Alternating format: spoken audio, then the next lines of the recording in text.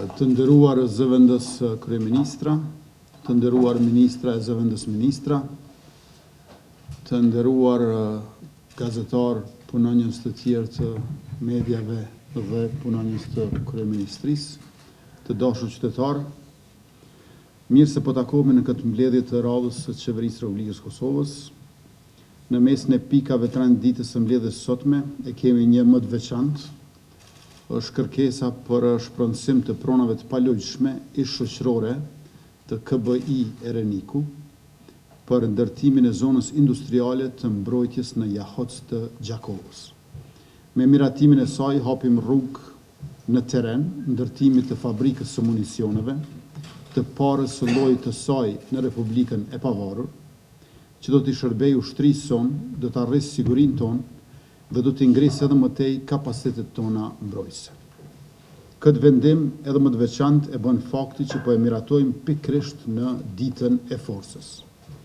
Ndërtimi i kësaj fabrike, për të cilën tashmë kemi kontratën nënshkruar me prodhuesin turk MKE, do të përfundojë brenda vitit të ardhshëm.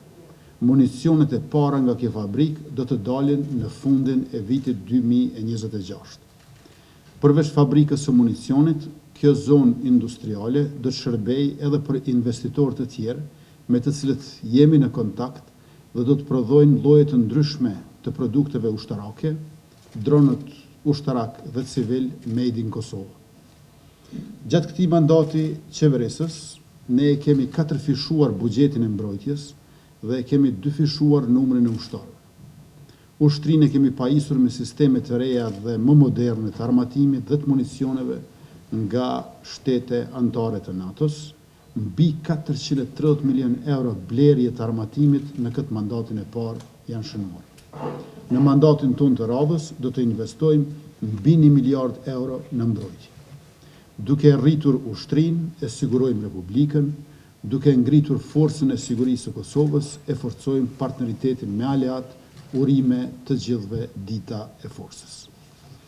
Të dashur qytetarë, të nderuar kolegë, që në muajin gusht ne bëm një zgjidhje të përkohshme, duke dhënë overdraftin për televizionin e Kosovës.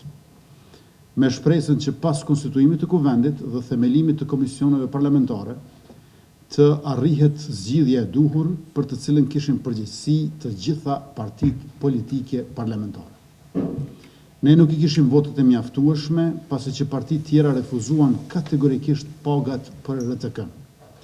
Siç edhe ka paralajmëruar ministri Hegoran Murati, këtë të hënë në konferencën e tij për media, kemi shqyrtuar disa opsione të mundshme për të dalur nga kjo situatë. Në këtë mbledhje, mjetet e nevojshme po ndahen nga kategoria e kursimeve. Pra, kjo zgjidhje e sotshme, apo më mirë të themi kjo mënyrë e tanishme, është veç se një improvizim i detyruar, pas përpjekjeve tona të vazhdueshme në kuvendin e Kosovës për ta miratuar aty buxhetin për radio-televizionin e Kosovës.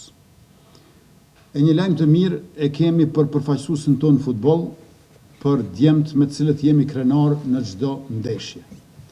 Për suksesin historik në këtë fushat të kualifikimeve në Kupën e Botës 2026, kalimin në fazën e play-offit me vendim të qeverisë, sot do të ndajmë 250.000 euro shpërblim.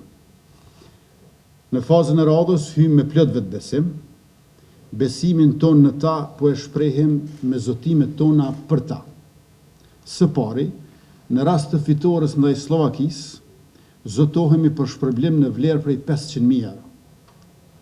Dhe së dyti, në rast të kualifikimit në Kupën e Botës, zotohemi edhe për 1 milion euro të tjera shpërblim. Përpara Kosovë, gjithmonë me ty. E nga kjo mbledhje do të kemi lajme të mira edhe për klubin e futsallit, që po shkruan histori në gara ndërkombëtare, Prishtina 0-1, dhe për nxënësit që do të na përfaqësojnë në Olimpiadën e Shkencës dhe të kodimit NEO në Orlando të Shteteve të Bashkuara të Amerikës.